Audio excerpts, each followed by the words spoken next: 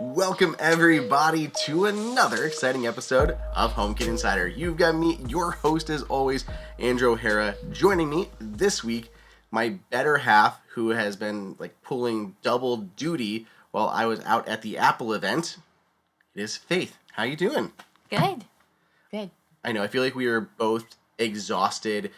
Covering everything from the event was crazy, and while she was back here, both of the kids had colds. So all of that's going on at the same time. So Yes, and they shared it with me, at least a little bit of you, I but can't mostly tell. me. I can't tell what was the exhaustion and everything else from out there versus just being sick. So it's a mixed bag. Yeah, it was Well, a good time. it was a crazy week, obviously, but there are things to talk about. Let's start off. We're going to talk about the Apple event itself. Then we have three kind of hands-on, one from an existing product, and two new ones that we've also been testing out. Excited to get Faith's opinion on some of these things. So stay tuned. We'll get into it. Yes. But first, let's recap the Apple event a little bit. Now, unfortunately, on the smart home front, not the things that we expected. We really thought there was a chance that we'd get that HomePod Mini, which Yeah, that would be expensive for us to replace all of our HomePod Minis at this point. maybe a little bit. Yes. We've got Yeah. two in our bedroom for our stereo speakers. We've got kitchen, one here in the studio, Yes. one in Harrison's I'll room. say Harrison's. Yep. So we're what, five? 5 or 6. Five I or wanna six? say. Somewhere Yeah. in there. So it would end up being a lot. So, Yeah. but it's still happening. The new ones are still coming. That likely is still coming this fall alongside the updated Apple TV, which we also did not get. So, yeah.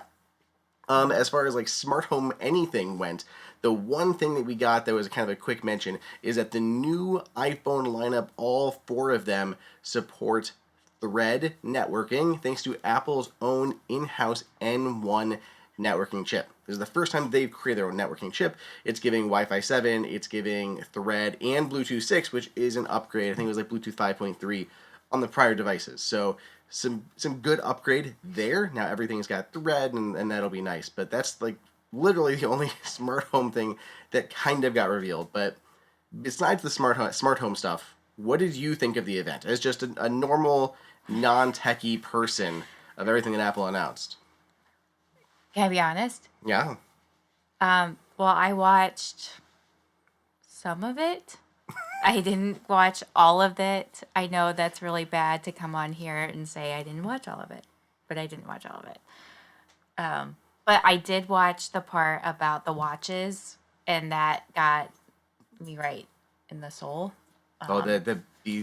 The video at the beginning Oh, was yes. Yeah. Yeah, because you always hear about, people with their stories and everything about how their watch saved their lives, but to see it and listen to people talk about it, it was very, very touching anyway. But I'm very attached to my watch, so I understand that, where they're coming from. But yeah, of all the stuff they announced, right? There's Yeah.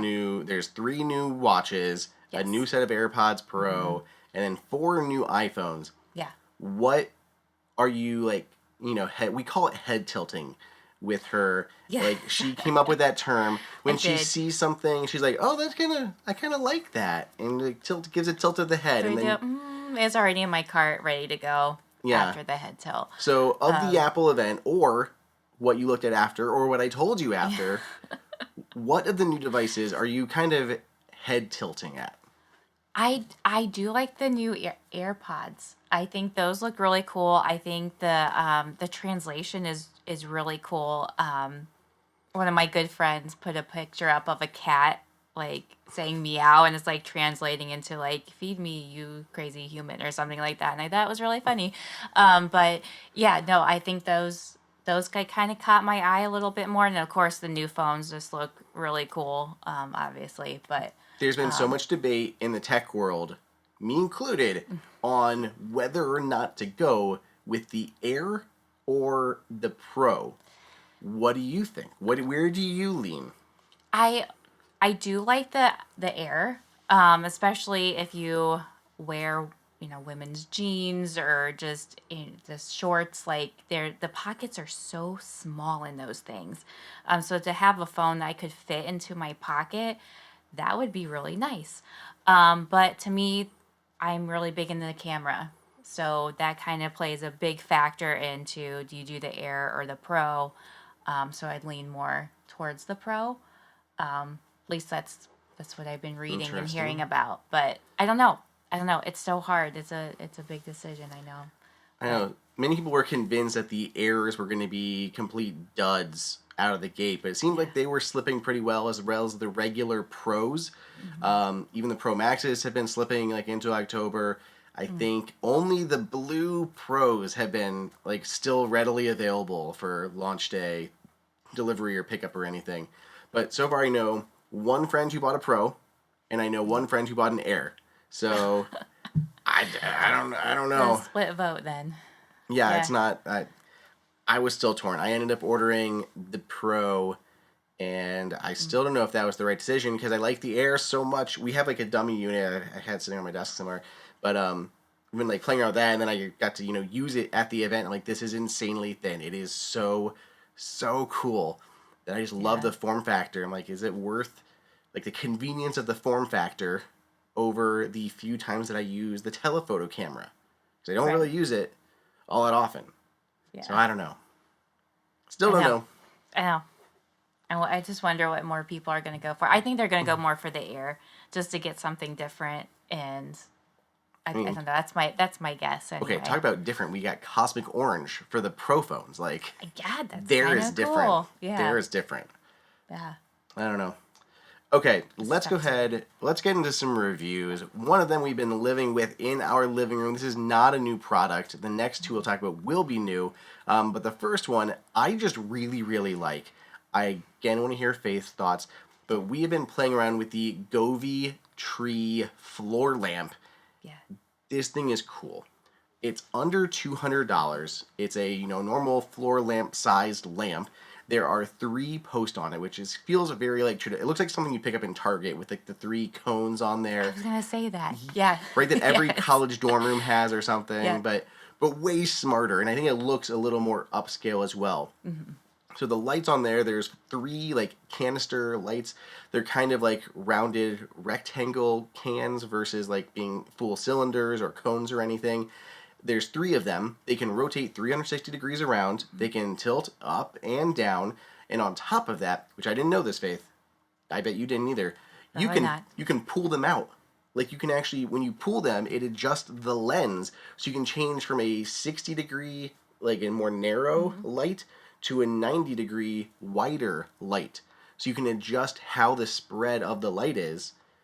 Oh, I like that. Yeah, so if you're using like a chair, like in the maybe by the bed or in like a reading lamp, you can like have more narrow light, so it's like just on like your book or something. Or if it's more functional lighting in a bigger room, keep it broad and do it that way. So I like that. I like that a lot. But there's 3 lamps on there. Each of them has independent control. There's a little button on the back of each of them, so you can manually control them as well. There's your manual buttons that will not mess with any of the smart technology. So there's physical buttons on them. And of course, because they work with Matter, they work with Apple Home. The whole thing is Wi-Fi. You can do a bunch of stuff through the Govee app where you can do different things. Like there's a bunch of presets and things you can mess with. Or send it through just Apple Home and you can control it there. Use Apple's Assistant to control it, change the colors, the brightness, everything like that. So what do you think? I think this thing is cool. I really like it. Obviously, my mind went to what you said, the Target like $15 lamp that you would get there.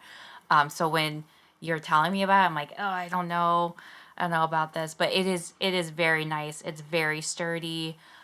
So if you have cats, like we do, they're not gonna be knocking that thing down. And I'm big on changing colors, especially when we're watching. I think we talked about this before, like a sporting event. So like for baseball, football, we'll change our colors in the house to whatever team we're watching. So I like that a lot too. But I think it's super cool. You can do the angle of the light. She really does kit out the house for all the games. Like the mantle light behind like the furniture lights that we have, like the accent lighting. all she changes themed to the team that we are rooting for. She'll even change the house colors. Like we have the Govee permanent outdoor lights. She will change the house colors to, red and white for Ohio State or whatever it happens to be. Looks a little Christmas when we do that, but Yeah. we have themed the entire house before. So yeah, it's just fun to do.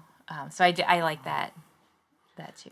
Style-wise, which one do you prefer? Something like what we have behind us, which is a standard. Everyone makes them now, but they're the tall, skinny ones that are basically a light strip but vertical, Yeah. and it's indirect lighting up against the wall. So do you prefer something like that, or do you like the one that's like the tree light with the different movable pieces on there? Personally, I like the tree light. I like to be able to move it around. I like the style of it too. I think it's very versatile. So if you have like a modern feel, I think it'll work with that. But if you have more like a rustic or farmhouse a vibe, I think it works with that too. So I like the tree light. Yeah. Yeah. I think it depends a little bit what you need it for. Yeah. These would go better like behind a chair, but I really like how you can use like two of them for indirect lighting against the wall, and then one of them as like a functional light against a chair or something. Yeah. Yeah, I like that too. I don't know. I've not seen anything like it before that really works with HomeKit. So this was a really cool lamp to play around with. We set it up temporarily, and she's like, she did the help tilt. I kind of like it there. I do. Yeah. It actually, I did that. It fits well in that corner. Yeah. Yep. Yeah. Perfect. So Well, I think it's like keeper. I think like full price is like $169, which is not bad for something like that. So I think pricing wise, it's pretty on point. Yeah. I think it's really cool. I like the lamp a lot. I do too. Okay. Next up in the news, this is also something that I've not seen for Apple Home before, and we've got it sitting right here on the desk. This is really neat. This is the Avia. Yeah, Avia. I don't know. AVIA. And it is a smart Sash window fastener. What that means is that this replaces the lock, like the fastener on your windows, and turns it into a smart Apple Home compatible one. I love this. That's pretty cool. Yeah. I think this is brilliant. Now, I will say, I have not heard of this before at all, but they do have a little logo on the box that says Breakthrough Award of the Year, Smart Home Product, Security Product of the Year. But it has 2021, and this is brand new. So I don't know if they had like a regular version before, and now they've added Apple Home to that. That's my only guess, or I just completely missed this. But I 99% sure that this is new. So we have the hardware here, and it comes in a few different pieces. You have the actual hardware part with the locking mechanism, and then you have two different pieces that go on the other part of the window. There is a wider one and then a thinner one. Mm-hmm. We have a few smaller windows, so this thinner one would definitely fit. I think this is called the Keep, but there's two versions of this depending on which size window you have. And then there's all the screws in here, so you can connect both of these down. The body of this runs on a single CR2450 battery. I believe this like slides out, a little weird, but the bottom of it slides out, and you put the battery in and you're good to go. So the top of it is all metal, comes in a few different finishes. I'm holding up the chrome one for the video, but it also comes in I think a black one, a painted white one, a gold one, and one other color that I don't remember. But there's several different colors. For this chrome one, the actual like plastic body part with mechanics and like where the Bluetooth signal can escape, that is black and has a small little LED and the Avia logo. I was curious at how this works because if you think about a lock like this, there's technically two different ways. Like, how would you think this would work, Faith? Would it be when the back part is in contact with it and that shows it as closed? Or would it be based on the mechanism of open or close? Ooh, my guess would be the back. That's what I thought too. I thought this was kind of like a traditional contact sensor where the back part of it would have like the sensor and the body would have the magnet. And when they were close, that would activate saying it was closed, and as the window would open, that would trip it and say that it was open. Sure. But apparently that's not the case. It's actually driven by the locking mechanism itself. So as you turn this to lock your window, it just flashed. Now this shows that it is closed, like the lock is closed. And you go the other way and open it, and now it shows as open. So that means you could end up in a situation where you have your door or your window technically closed, like closed, but unlocked, and it would show as open. So you can see maybe in some situations you would want to have an additional contact sensor, but at the same time, it's kind of like a lock where I would still want to know if it's open or closed, like the lock is open or closed. I would still want that same, alert there for you. And it will send notifications. So if this was on, a window and then it was opened, you would get an alert that was open, and it would be tracked in that history that Apple now tracks inside of the Home app. So, what do you think? You are the big one with all the security stuff, watching the camera feeds, making sure doors are locked, everything like that. Yeah. What do you think about something like this? I really like it. I do, especially that we have the 2 little ones now. Not saying that they're going to sneak out or anything. Harrison already has. He may not even be 3, but he has snuck through that window to go play with those neighbor girls. I know it. Hey, never mind. But yes. Glad this wasn't around when I was a teenager. But anyway, but yeah, no, I like it a lot, especially the locking, I should say. Just make sure the windows are locked. Yeah, because you can set up little automations that let you know if anything is left unlocked in your house when you were leaving, all of those types of things. So I like that, and I like that it can track that history, because you're sleeping. Maybe you didn't wake up because an alert came through, but in the morning you'd be like, why was that window open and closed in the middle of the night? That seems sus. Yeah. So I like that it still tracks that in there as well. And it just seems really easy to install. You got 4 screws, 2 for the keep, and then 2 for the actual kind of locking mechanism itself. This is for sure going on some of our windows. It connects over Bluetooth LE, Bluetooth Low Energy, and they say you should get over a year of battery life off that single CR 2450 battery. Only thing I wonder, I know Faith was wondering the exact same thing, was I'm wondering why they didn't use thread for this, because I feel like thread would give you much better battery life over the long term instead of Bluetooth Low Energy. Seems like we're moving kind of away from Bluetooth and more into thread. And if it would have been thread, it could have even been incorporated into Matter. Not like that matters for, general Apple Home users, but it would have been kind of a nice option down the line. So, I don't know. The other downside of this is it's kind of expensive. I mean, I understand, because you have a lock and it's a lot of metal. Your standard sensors, I've got one of these Eve sensors sitting right in front of us. These things are a bit cheaper. I think these are maybe $40, $29, something around those lines. But we've seen them even cheaper from other companies, and these are a lot more common and cheaper. This one is $60. So if you're outfitting all of your windows, it adds up fast. Yeah. But I mean, you can feel it. It's all metal. The locking mechanism is metal. There's a lot of cast parts here. I mean, this one being chrome, this is all chromed out metal. So I see where that price is coming from, but how would you get really expensive to do in all your windows? And some of our windows have 2 locks on them.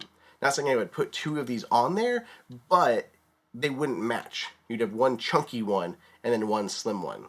So. Right. Yeah. But it is I like it. It's subtle. I wouldn't really notice it. Well, you know what I want them to do now? I was thinking about this as we were playing with it. Do you know what it reminds me of? The sliding door. I wish they had the same sensor for the sliding door, because that's the one that we're always worried if we locked or not. Be did you lock the sliding door? I'm I think so. Yeah.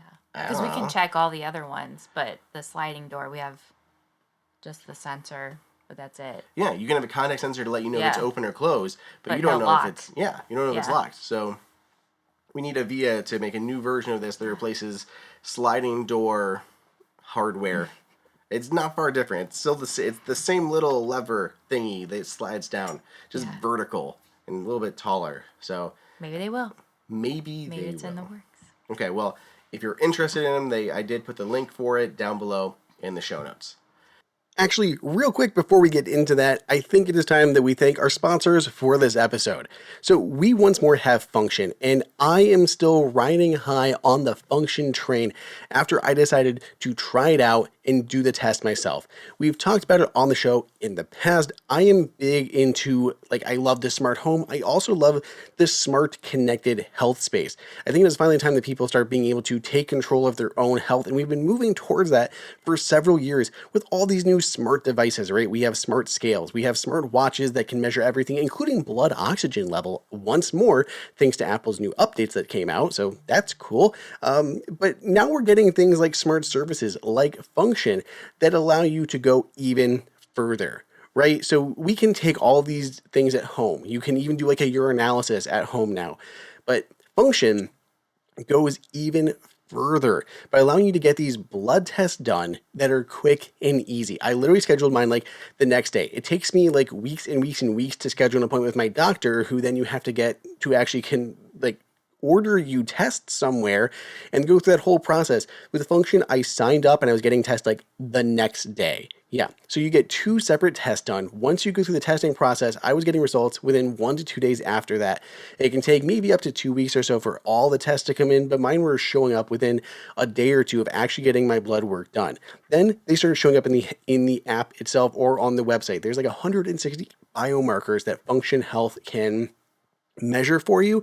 Then you see them all in your app. So for me, this was so cool. So I have, let's see, how many I have right now? 78 within range and 29 that are out of range. And I know that seems like crazy, like 29 out of range. What is going on with you, Andrew? Are you even alive?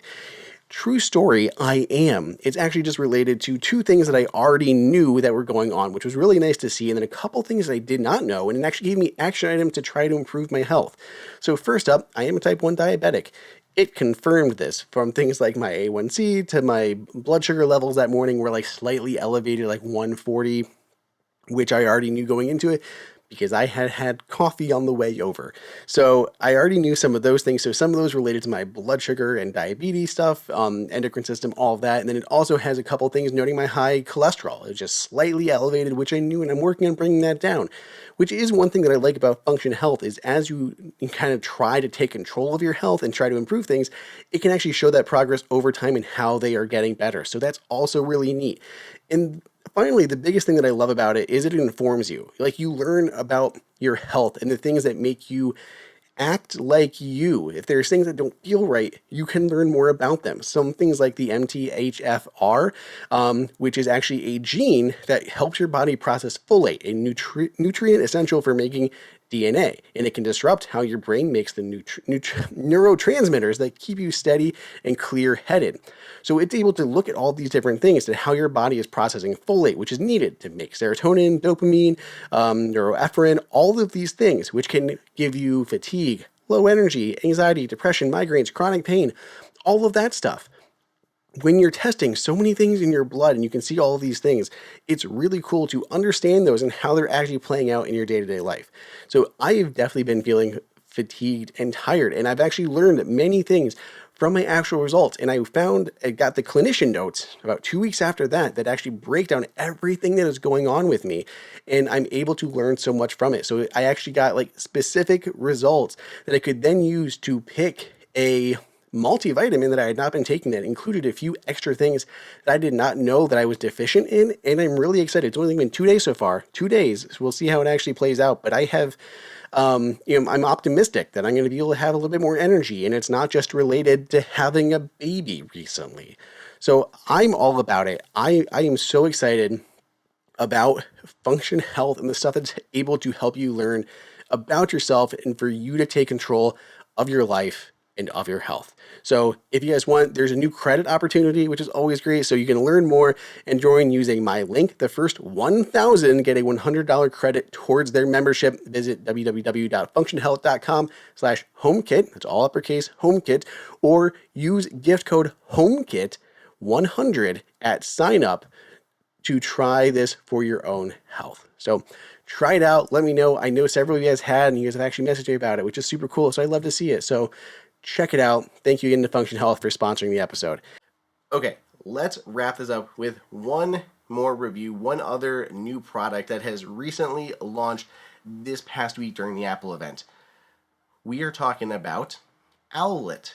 Owlet makes the Dream Sock, which is, if I know anything about moms and new babies, the one thing that I keep seeing on like everyone's baby wish list registry situation is that Dream Sock. Like it is easily one of the most giftable things for new moms. But they also have a camera, and we had for the longest time the OG Owlet Cam or Owlet Cam 2. I don't know which one it was. I don't know, but we had that in Harrison's room. Wasn't perfect. We had some problems with it. Yes. But now they have the updated Owlet Sight. So their new camera called the Owlet Sight. And I'll give you the specs, and then Faith can tell you what she actually thinks about it and using it to check on the toddler all of the time. So the new camera's gone from 1080p to 2K, so higher resolution footage. It also has much better night vision. We're looking at a night, looks a lot better, crisper, more definition and everything. So improved night vision. This thing still has the environmental sensors for the room, so you can monitor the temperature and the humidity in the room. It's actually integrated into the power cable itself, so it hangs out behind the camera, so the camera's heat and anything like that doesn't interfere. Also allows you, if you're mounting that camera like high up in the air above, on the wall above a cradle or anything, it's not going to. It has a spot to live, so that kind of goes down on the cable itself. Has two-way talk, so you can talk to the other person or child on the other side of everything, and it's got really different mounting options in there. It's very adjustable. The base can be mounted on the wall, stuff like that. All that's really cool.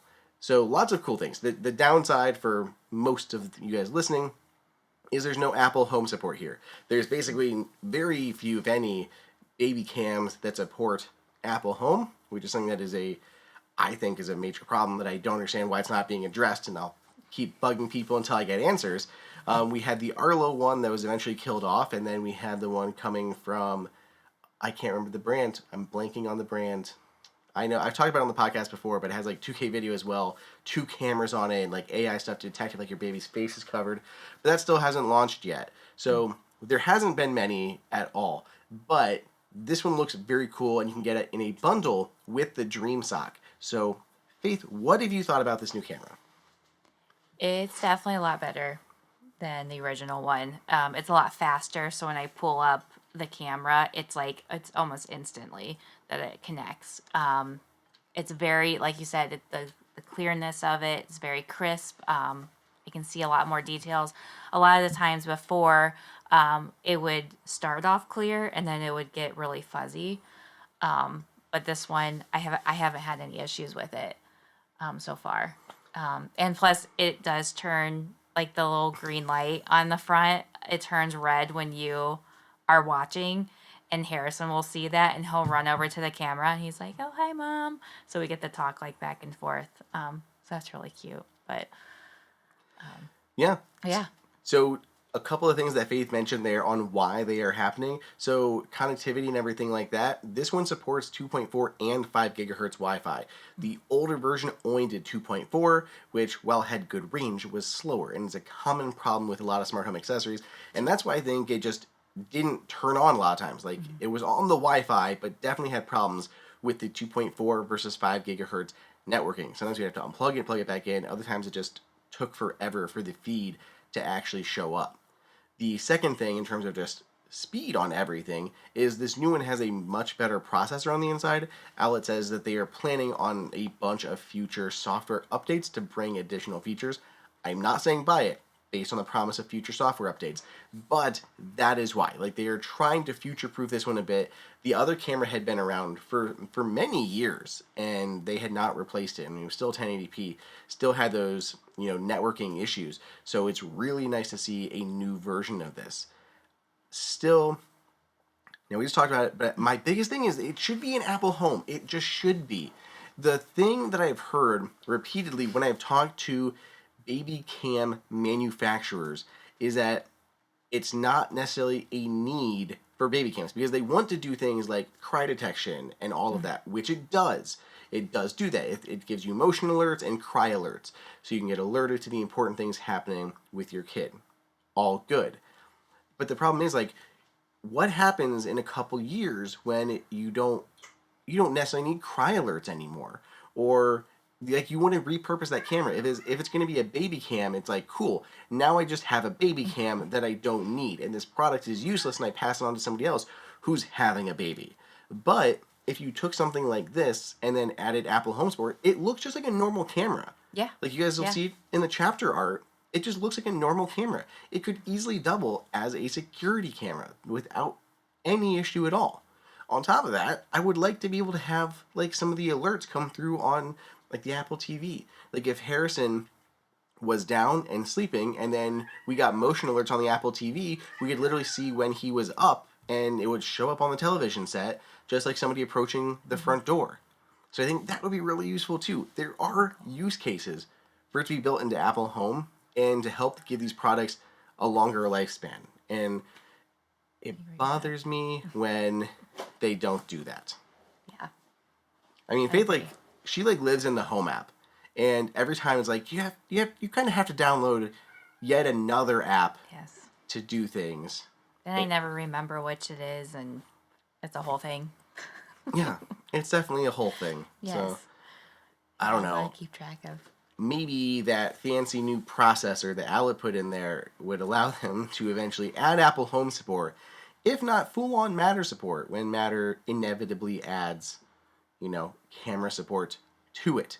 I would love for it to have Apple Home and then to integrate nicely into Apple's smart home display. I don't know. Okay. Put a pin in that. If you want to get it, its link is in the show notes as usual. But as we wrap up this episode, I want to ask Faith, as another normie, what have you heard of Apple's smart home display? What are your feelings on it, and what features would you like to see?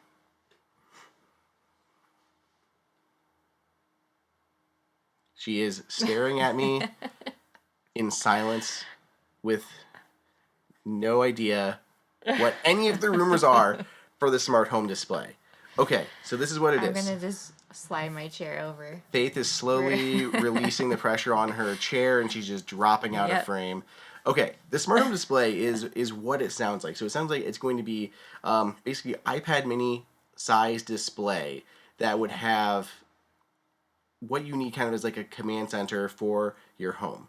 Okay. So you would have your smart home controls. You could lock and unlock doors or see the status of your house, see camera feeds, whatever you want to program it to do. So it could be light shortcuts, but again, physical controls that you could use to turn on the kitchen lights, living room lights, create scenes, one for the Guardians, one for the Browns, one for Ohio State, one for the Blue Jackets. So you just hit the Yes. button and That'd it be could so much easier. kit out the house Yeah. with a single press, but it would have all your smart home stuff on there.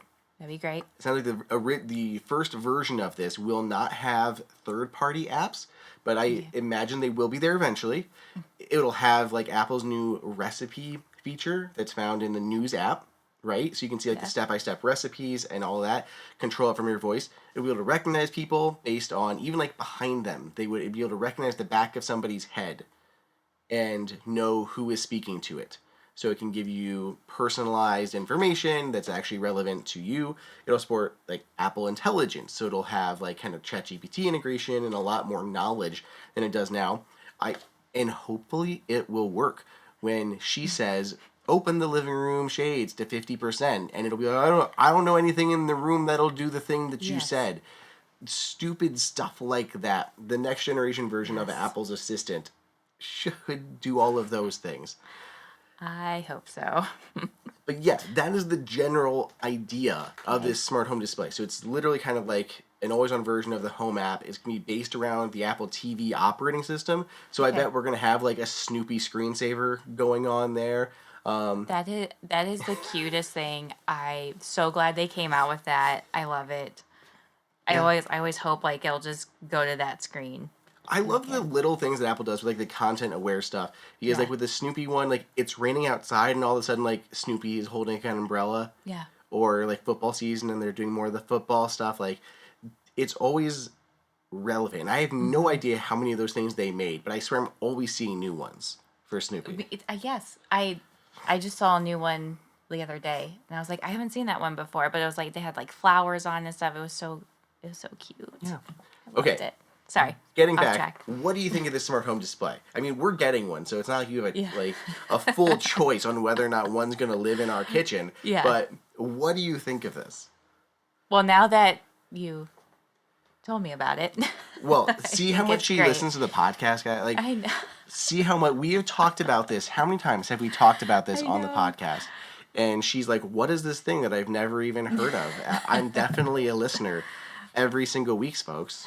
I try really hard to keep up with everything, but I just have you. So you can just say, look what we have now. This is how you use it. And voila. I will say But- we both work from home, so it's not like Yeah. we have like a car situation to get in and listen to podcasts. Yeah. And she'd rather listen to like the murder mystery ones or something instead Yes. of me talk. Like, she gets me talking all the time anyway. Yeah. Yeah, So I'm sorry. But also, it is what it is. yeah. I know my place. Okay, anything else you want to leave us with, Faith? No, this was fun. I always like hopping in here and trying. Well, guess. we have so many more guests coming, but it's been very hard to nail stuff down. People are changing things last minute, as usual. You guys know how sometimes this goes with nailing down schedules, let alone with the Apple event happening and traveling and whatnot. So it's been a lot. So yeah, thanks, Faith. Thanks, Yeah, Faith, for anytime. tapping in, giving us a little. It's not just me talking for 40 minutes on my own. So mix it up a bit. And I know not much help a lot of times, but I'm here for you. Always. You are plenty of help. Anyway, thank you everybody for listening. If you guys are interested in the stuff that we talked about, there are links down below in the show notes. You can give this podcast a 5, 10, 100-star rating on your podcast player of choice. You can watch the YouTube version of this at youtube.com/HomeKit Insider. And otherwise, we'll see you guys in the next episode. Bye, everybody.